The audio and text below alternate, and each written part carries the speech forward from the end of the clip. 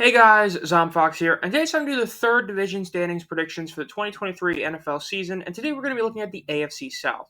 The AFC South was a very weird division last year, as thanks to how the NFC South fared, we kind of forgot that really this was the worst division in the league. And you'll see what I mean when we look at the overall standings last year, as the Jaguars ended up winning it at 9-8, which is pretty bad, and then the 7-10 Titans finished second, then the Colts and Texans finished at 4-12 and 3-13 respectively. Both the Colts and Titans ended the season in 7-game losing streaks, which, yes, it meant the Titans were 7-3 at one point. But if you think that was crazy, you look back, you realize that basically the entire first 10 games, they only had really one really impressive game, and that was like an OT loss to the Chiefs, because aside from that, they basically beat a bunch of pretty bad and terrible teams. But for how bad we like to say the NFC South was, this was clearly the worst division in the league last year. The Jaguars had to ride a 5-game winning streak at the end of the year to just barely make the playoffs. This is definitely a very weak division. And in terms of who they played last year as well, last year they played the AFC West and the NFC East. And when you look at the AFC West, it went from being this insanely OP division to what we talked about a little bit last time on the division predictions, where it was really just the Chiefs was the only good team. The Chargers were okay, but both the Raiders and Broncos were pretty terrible. The NFC East, however, was a very good division last year. And this year, they've got to play the AFC North and the NFC South. The AFC North looks to be more of what people thought the AFC West would be, just a bit taken down a bit. Since a lot of people seem to say that the Browns are the weakest team in that division, and even people think they can be a playoff team, the NFC South is, let's be real, it's going to be a cakewalk. Look, the only teams that really are going to be okay are the Falcons and probably the Saints. The Panthers are probably going to be trash again. Bucks are definitely going to be trash, and the Falcons and Saints are going to be like a two-horse race to see who ends up going 7-10 to win the division. So that's basically 4 free wins for the most part, but the AFC North is definitely going to be an actual tough one. So without further ado, let's start with the Jacksonville Jaguars. The Jaguars finish or rank currently in power rankings 12, 10, 12, 8, and 10 from Sportsnaut, ESPN, PFF, NFL, and PFN respectively. Basically, they average to about the 10th ranked team. I get it. I mean, they're the best team in their division for sure, but I just think this is a bit high. Look, they barely got a win against an actively imploding Chargers team in the playoffs, and then when they had to face a real team, they got proven why they weren't as good as they really should be viewed, but I think they're definitely a bit overrated, though honestly, I have been on the T-Law bandwagon of haters for a while, but last year, even I gotta admit, he was pretty damn good last year. Look, he wasn't a world beater by any means. I think he's probably going to become overrated like basically any quarterback that has a good sophomore year. Because he was tied for 20th in interceptions, really good. Tied for 8th in touchdowns, really good. 9th in yards, really good. 13th in completion percentage, tied 9th in passer rating, tied 18th in sacks taken, really good. Definitely a top 10 quarterback right now. You really can't really find 10 guys better than him. But the only question that I'd have, and the only nitpick, is that he's not the best at anything. They did spend a ton of money to get him receivers. But, like I said, he was very good last year. As a known T-Law hater, I have to admit, he was very solid last year. The team itself, they were alright. Look, offensively, they were a top 10 unit, but defensively, they're kind of middle in the pack. They were pretty good at points, but then they're pretty bad at yards. And overall, I think they were solid. Look, I think T-Law can definitely have a better year this year, but I don't really think he'll have that much a better year. Really, the only thing I could see him improving on is his yards and TDs. I think that 25 is pretty low, and he can definitely bump that up a bit, and his yards, I think he can do better. If he's able to at least have a 65 completion percentage, and he bumps those yards up to about 4,500, while staying at the 95 plus passer rating, I think they'll be really solid. So, what did the Jaguars actually do in free agency? This is why I think they're overrated. They really didn't do anything. Look, the only massive addition from players that weren't, from the draft was really Brandon McManus, a kicker, because Josh Wells and Dearness Johnson, granted Johnson had a couple really solid games when he played, but the fact that they're sticking with Jerome Ford as the backup instead of Johnson does say a lot to me. And there's the losses. They didn't really lose. They lost a couple big ones. Juwan Taylor's going to hurt. Losing Marvin Jones is definitely an issue. Shaquille Griffin, Chris Manhurts, Riley Patterson. So they didn't lose a ton of big names. I really think Juwan Taylor's a big loss, but they did draft some really good players in the draft to help him out. You did draft a nice tight end in Strange in the second round. You got Tank Bigsby to be another running back, basically a replacement to James Robinson last year. You were able to get some other players to help out in the line. So I think this is overall a pretty decent draft they had, mainly because they had so many picks that they really didn't need to do a lot in free agency, especially since they did do a ton last year. But personally, when I look at this team, I look at them and I say, they should win this division. I'm just going to say it right now, they should. Because for the other teams, it's did they really improve enough to be good? Because you would say the Titans could, but you realize when you look at their schedule last year that as soon as the second half of their season started and they played real teams, they weren't that good. Though I will say the Titans do give them a run for their money this year, I think. But the Jags, I just look at them and I say, as long as T-Law continues to be better than he was last year, and your defense just is the same, if not a bit better, your team should be much better than it was last year. So I think the Jags are going to be pretty solid. The Texans are the second team to talk about. The Texans were trash last year. A lot of hype was around Davis Mills thinking that he would be that guy for the team, and he definitely was not that guy last year. And the rankings right now show them as a bottom, really, 3 team. 28 from Sportsnot, ESPN, PFF, and NFL all have them at 31, and PFF has them at 28. I'll be honest, they're underrated. Now, by no means am I saying this is a top 10 team, but I think that they are in the top 25 at 25 or something like that. Because one of the other teams in this division is ranked basically above them in most of the power rankings, even though they are clearly worse in my eyes. But it is what it is. So as for the Texans last year, yikes. Passer-wise, they weren't really great. Davis Mills was pretty bad. He played in 15 games as the starter, and he barely had 3,000 yards. He had a near 1-to-1 TD to interception ratio, which if you know football, that's really bad. A sub-80 passer rating in today's day and age is not good. And ranking-wise, they were in the bottom 3 they were literally in the bottom 3 in all but points in terms of the big 4, which is, points and yards across both offense and defense. That's not good. But they have a new QB, CJ Stroud, second overall pick, was a really solid quarterback in college. And as a Panthers fan, I really did hope that the Panthers drafted him over Young. I hope I'm wrong, but we'll see. And then in terms of who they added, the Texans, they had a really big free agency period. Look, they lost head coach Lovie Smith. I think he got completely screwed over. He was the situation of a just totally bad place. They probably did want to go with Josh McCown again, and they ended up not doing it for some reason. If you really wanted him, you should have just gotten him. You lose Pep Hamilton at OC, and instead you now have D'Amico Ryans as the head coach, which I think is a great hire. And then you got Bobby Slowick at OC. D'Amico, great one. Bobby Slowick, been a part of the Niners system. That's been this insane offense. Then you got Matt Burke as your DC now. So I think overall, this looks to be pretty good. I like the idea of having D'Amico have an actual DC. Lovey basically was the DC for the team. In terms of who they lost, they did lose Brandon Cooks. That's going to hurt a bit. And Okoronkwo is another defensive lineman that's going to hurt, just like Rasheem Green. But as you notice, none of these guys are really the big name type of guys except Cooks. And who you brought in were guys somewhat like that, I guess.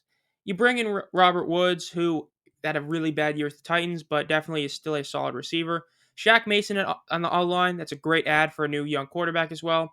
Jimmy Ward at safety is a great ad. Dalton Schultz at TE is a great one. And then Sheldon Rankins, if he stays healthy, is a great ad. Basically, all the ads they had were great, and there's a lot of other moves that this team did that I just couldn't fit in here. They did a ton. And of course, the big thing is not even just CJ Stroud. They also drafted Will Anderson at the 3rd overall pick. There's a very good chance that this team ends this season saying they got the best offensive and best defensive player, depending on how Stroud versus Young does in the entire draft. Then you drafted a center in the 2nd round, and then you got a bunch of other help at other positions. Essentially, you are bolstering a lot of different positions with your team right now. I look at D'Amico Ryans, great hire. Is he better than Lovey right now?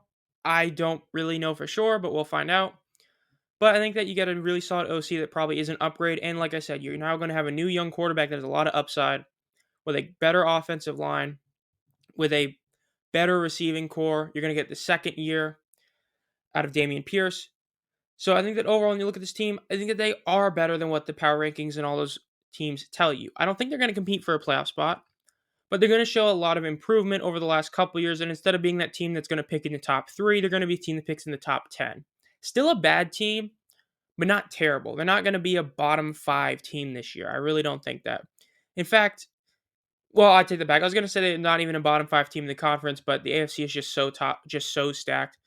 But if they were in the NFC, this is a team that legitimately in the NFC South could compete for the division title. I don't think they'd win it, but they would compete. And in the NFC, I don't even know if they'd be a bottom 5 team in the NFC. So I think they're a solid team that's being a bit underrated. They're going to be a fun team to watch, and they're going to just be that team that definitely can play spoiler now near the end of the year. We'll see. The third team to talk about is the Tennessee Titans. Now, quick heads up. I made sure to relook at these, see if there's any more posted up. As of the most recent power rankings, just like I said, these are the rankings: Sportsnet 23, ESPN 28, PFF and NFL 24, and PFN 27. But all these were before the DeAndre Hopkins signing. And knowing some of these media outlets, they'd probably be moved up like 5 spots from that one signing. Just a heads up, I really don't like these rankings. This is way too low for this team, even though, like I said, they were complete trash against the good teams in the second half of the season. They still were 7-3 and gave the Chiefs a really good run in one of their midweek games. This team is definitely better than a bottom 10 team. They should be much closer to the Jaguars than they are in the power rankings. One of the big reasons is, again, the continued slander of Ryan Tannehill, who played in 12 games last year. Was he great? Not really. But he was still higher in TDs than interceptions, at tied for 26th rather than tied for 28th, which is good. And considering the fact that he only, played in 12 games and had 13 TDs, means that he probably would have ended the season on like 18 TDs if he had played the whole year, which is pretty good, and may have only had like 9 interceptions, which is a very solid 2-to-1 ratio. He was 22nd in yards, but like I said, he only played in 12 games. And then we get to things like completion percentage. He was tied for 16th, very accurate passer at 65.2. 11th in passer rating is really solid, 94.6, and then tied for 12th in sacks taken is actually pretty bad since he only played that few of games. But the big question for this team, again, was him getting hurt again. Then it was up to Joshua Dobbs and Malik Willis, which one of those guys isn't here anymore, and the other one is Malik Willis. Willis was horrid. I mean, he was terrible. Like, if you hear people either slander guys like Brock Purdy, Desmond Ridder, Kenny Pickett, just remember that Malik Willis makes all three of those guys look like first ballot Hall of Famers. You cannot stress enough how bad he looked in any game he played in. He was terrible. When you have a 42.8 passer rating and you played in 3 games as a starter, there's no excuse. That's horrid. So, definitely not that good. Considering Desmond Ridder played in 4 games and threw 0 picks, and Willis threw 1 basically in every game, yikes. Joshua Dobbs was the better quarterback. That's why he played in the must-win games instead of Willis. So not a good sign. And the fact that the Titans drafted a QB. As for how the team did, they were awful in offense. But defensively, they were actually, again, another mediocre team. 14th in points, 23rd in yards. Not great, not terrible. Offense, terrible. So, what did they do in free agency to fix their team? They did a decent amount. I mean, you lose Todd Downing at OC because of a lot of the off-the-field stuff, and then you promoted a guy in-house. In terms of who you lost Bud Dupree, who was kind of a disappointment this last year. You lose Robert Woods, another disappointment. Taylor Lewan, that's one that I think casuals is going to say it hurts more than it really does. To a casual, yes, you lose a top-tier O-lineman. But the caveat is he's top-tier when he actually plays, which he basically hasn't in the last 3 years. So not really a big deal. Really, your biggest losses are Austin Hooper, DeMarcus Walker, and Joshua Dobbs, which none of those guys are really household names. Who'd you gain? You gained DeAndre Hopkins, who is still a very solid receiver. He's not, your all-pro top-tier wide receiver, I don't think, anymore, but he still is a very solid, can still be a number 1 on a team type of guy, and he doesn't really need to be on this team. Arden Key is a solid defensive lineman addition. Al Shahir is a decent one. Andre Dillard is a great add on the O-line. Sean Murphy-Bunting is a solid cornerback. Then you got Chris Moore and Brunskill to add to the offense. Really, the big deals was in the draft. You got Skoronski, who was one of the best offensive linemen in the draft. You got Will Levis, who, very boomer-bust quarterback. He's not the biggest boomer-bust quarterback in the draft, and I think I would have rather picked him than the next guy we're going to talk about just because of that. But in terms of the other adds, you got Tajay Spears at running back. Add another guy to your running back group. Josh Whyle was an unbelievably great tight end at Cincinnati. As a Cincinnati Bearcats fan, I can tell you he was literally the only player last year that was actually consistent on that team. Then you got a couple other guys for the offense. I think that they overall did a very solid addition on what they added and lost. I think the Titans are very much a sleeper team. This is a team that can be a wild card team. I mean, hell, their quarterback room is a wild card. You either have Ryan Tannehill, who at his best is kind of like an off-brand Jimmy G, very accurate, gets the job done, but not as well as Jimmy G. And on the other hand, you have Malik Willis, who, to be fair to him, everyone said he needed a year to develop. That's the reason he fell so far. Not because teams didn't need a quarterback, it's because literally he needed a year. Ritter was the one who fell because teams didn't need a quarterback. Willis was because everybody knew this guy needed a full year on the bench. Titans didn't give it to him, and he looked trash. Maybe he looks better this year, but then you have Will Levis, who also needs time to develop. Maybe he gets thrown to the fire and does good. You don't know. You still have King Henry. That's a big deal. He is still a top 5, if not top 3, maybe even top 1 running back in the entire league. You get another great receiver to add. You now have a great combo with Burks. This team is going to be a decent team. They are not a bottom 10 team. This team will be competing for a playoff spot, but unlike last year, it won't be because they lose like 7 straight. The last team to talk about is the Indianapolis Colts. They are ranked 29 across Sportsnet, ESPN, and PFF. They're 28th in NFL, and PFN has them at some insane 23. I don't know what Pro Football Network was smoking, but they got them at 23. Honestly, this is where they should be, aside from PFN. I think this team is going to be trash. So let's just talk about some of the big reasons why.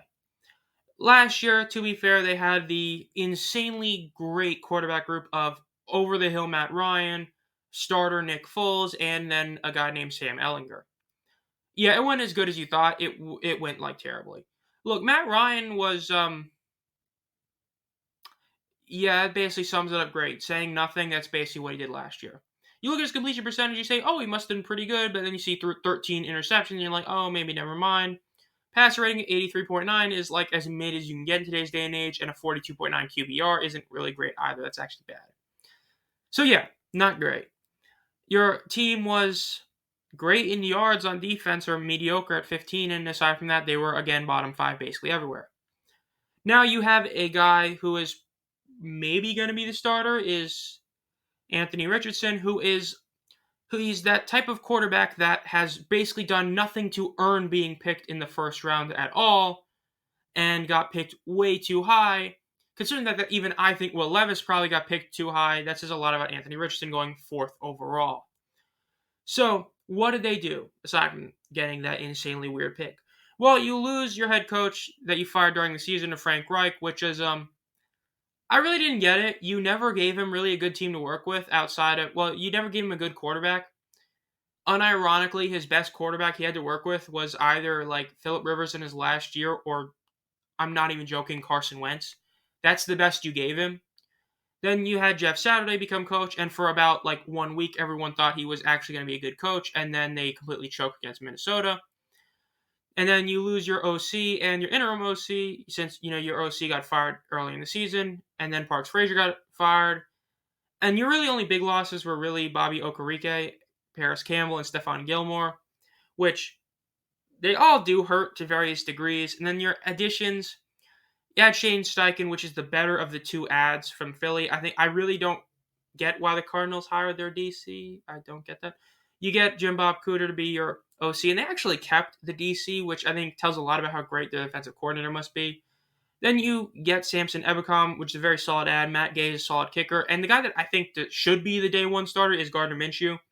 Not just saying that because, the everybody loves Minshew thing, but because he's, actually ready to be an NFL quarterback. And considering how bad Malik Willis was last year, and AR-15 is even more of a project, arguably, than Willis was, I think Minshew should be the starter for basically the whole year, aside from the last couple games. Isaiah McKenzie is a decent add at wide receiver, and then Tavon Bryan, another guy to add to your trenches on defense. So in the draft, you did add Anthony Richardson, the biggest boomer bust in the entire draft.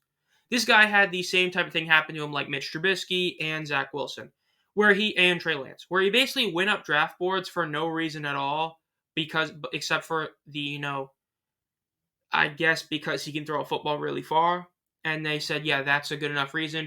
Let's not forget the fact that he couldn't win at Florida. Let's not forget the fact that he couldn't really win games when it mattered. Let's not forget the fact that he has shown a lot of accuracy issues. Let's just bring him up, just like Will Levis, just like Zach Wilson.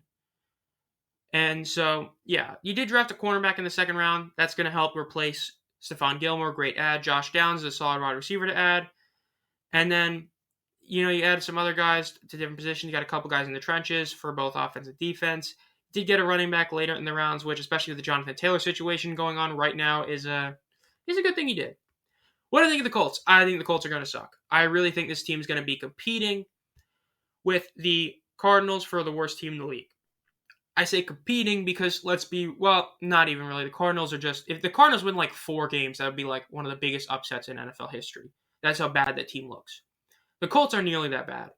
The Colts, I don't really like them. I never liked Anthony Richardson throughout the draft process.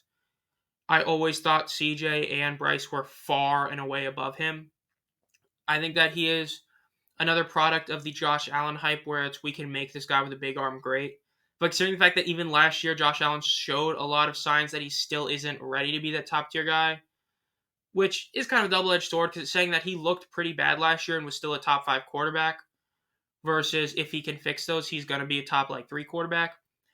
But I really don't like Anthony Richardson that much. I don't really like him or Levis that much in the draft after watching him a lot in college last year. And that leads into the final division standings prediction. The Jags win, Titans second, Texans third, Colts fourth. Kind of the basic pick, but I mean, yeah, the only one I really am concerned about is the Titans. I feel like could easily win this division. I think this is going to be one of those where it's going to come down to the late season matchup between the division, basically week 17, where it's going to be who gets the W. I think the Titans they're very built to compete if their quarterback just plays decent. And I'm saying just their quarterback because we don't know who it's going to be. But I honestly wouldn't be shocked if they play all 3 guys and they all do just good enough to win the division because the Jags didn't do enough to fix some of their holes. But at the same time, I think the Jags are still the team to beat. I think they proved it last year with the 5-game winning streak at the end of the season. But we'll see. I do say that Mike Vrabel is the best coach in that division, which I know is a hot take when you have Doug Peterson in there. But I think he's proven that he can really win with any quarterback. And then I look at the Colts, they're going to suck. The Texans, they're going to be aight, but they're not going to be great. They're going to probably win 6 games, have a much better year than last year, but still not be that great. They still have Davis Mills, and I honestly wouldn't be shocked if he plays a little bit because of either an injury or something to CJ, and we get to, see the Davis Mills hype train again, which would be really funny, but we'll see. Overall, this has been Zom Fox. Sorry my voice sounded a little weird today. I've been sick the last couple of days. Well, really today I got sick. And be on the lookout for more videos. We have a lot of stuff coming out with the USFL trading cards, as well as some stuff still recapping last year and heading into next year. We still have one more team to do or one more division in the AFC, and then we move on to the NFC. Be on the lookout for that. Subscribe and hit the bell to be notified as soon as I upload a video. And as always, have a great night.